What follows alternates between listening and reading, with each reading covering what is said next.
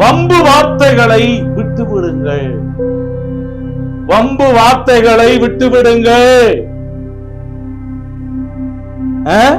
கொலோசியர் 3:8 தலை நிமிர்ந்து வசனத்தை கவனிங்க. தலை குனிஞ்சு கவனிக்காம தலையை நிமிர்ந்து ஆண்டுடைய வார்த்தையை கவனிங்க. வம்பு வார்த்தைகளை விட்டு விடுங்கள்.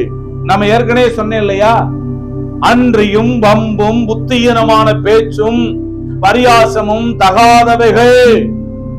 ஸ்தோத்திரம் செய்தலே தகுமொரு கர்த்தருடைய பிள்ளை வாயில ஸ்தோத்திரம் தான் வரணுமா, வம்பு வரக்கூடாதா, புத்தியீனமான பேச்சு வரக்கூடாதா, பரியாசம் வரக்கூடாதா, கடுஞ்சொல் வரக்கூடாது.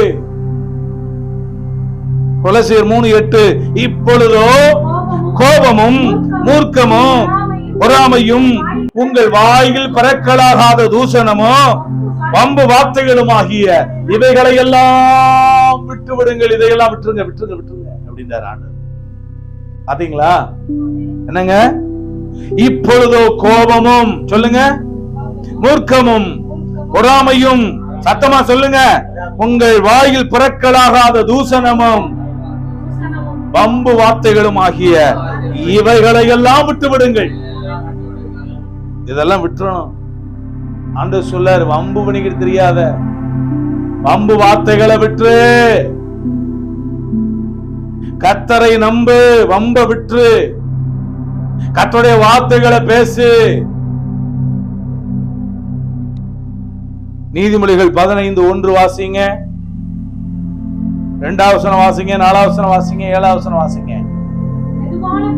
மெதுவான பிரதியுத்தரம் உக்கரத்தை மாற்றும், கடுஞ்சொற்கள் கோபத்தை எழுப்பும்.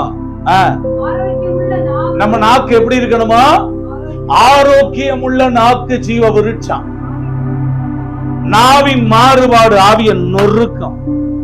முட்டையை கையில பிடிச்சு என்ன செய்ய முடிஞ்சது? இப்படி ரொம்ப நசுக்குனீங்கன்னா நொறுங்கி போயிடும். முட்டையை யாராவது வந்து பாத்தீங்கன்னு சொன்னா ஒரு கேரி பையில வச்சுக்கிட்டு ஆடிக்கிட்டே வருவாங்களா? இல்ல, பத்திரமா கொண்டு வருவாங்க. ஏன்னா அது உடைஞ்சு போயிடும். இதே மாதிரிதான் நம்முடைய வாய். ஆரோக்கியம் உள்ள நாவு ஜீவ விருட்சம். நாவின் மாறுபாடோ ஆவிய நொறுக்கும்.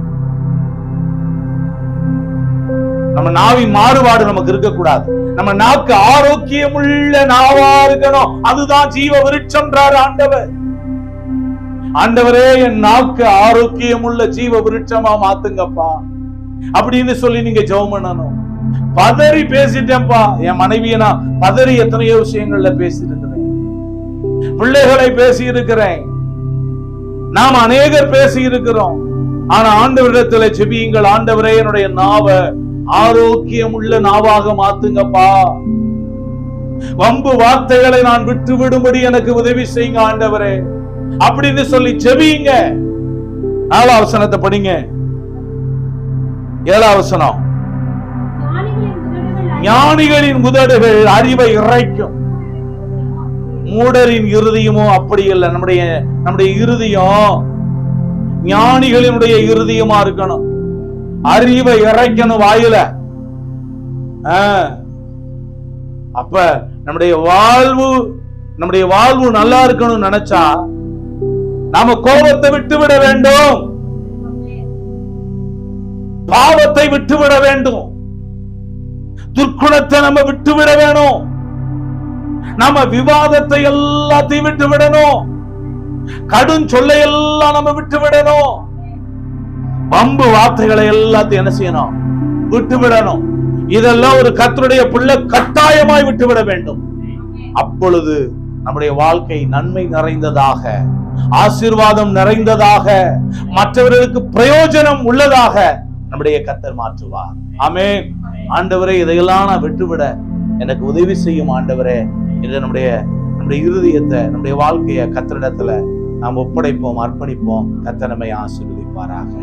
ஆமென். நமது நியூ கவர்னன்ஸ் ஸ்டோன் மினிஸ்ட்ரி சேனலை லைக் பண்ணுங்க, ஷேர் பண்ணுங்க, கமெண்ட் பண்ணுங்க, சப்ஸ்கிரைப் பண்ண மறக்காதீங்க.